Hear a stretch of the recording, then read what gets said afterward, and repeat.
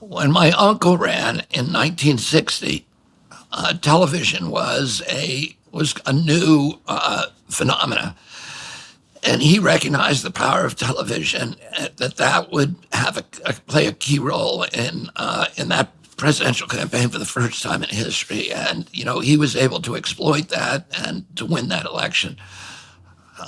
In the 2016 election, Twitter played a key role in getting Donald Trump elected. Absolutely critical. He probably, if he didn't have that Twitter account, he probably would not have been elected. Who knows? But I would say there's a good chance he wouldn't. Today, Twitter is still important, and I have now 1.2 million followers on Twitter. I really didn't start actively doing Twitter until Elon freed it up. Because if during the pandemic, I was mainly posting, kitty cats and rainbows and unicorns, because if I said anything if I talked about what I was thinking about, I would have been deplatformed. But once Elon took over, I started, they unshackled me.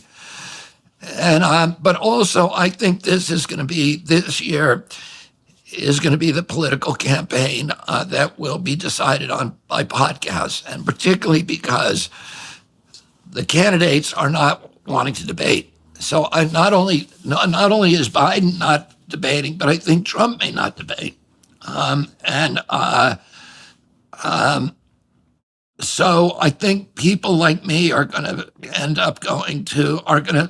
we're going to really test whether these podcasts.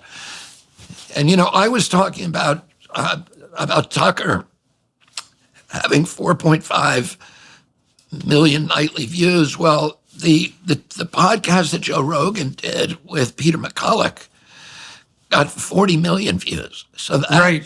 Yeah, well, Rogan's a force of nature. Yeah, so Tucker is 10 times what CNN gets, and Rogan's audience is potentially 10 times what Tucker was getting. So I think the podcasts have the capacity this election for reaching people and allowing, sort of dissident and insurgent candidates like myself to end run the corporate media monolith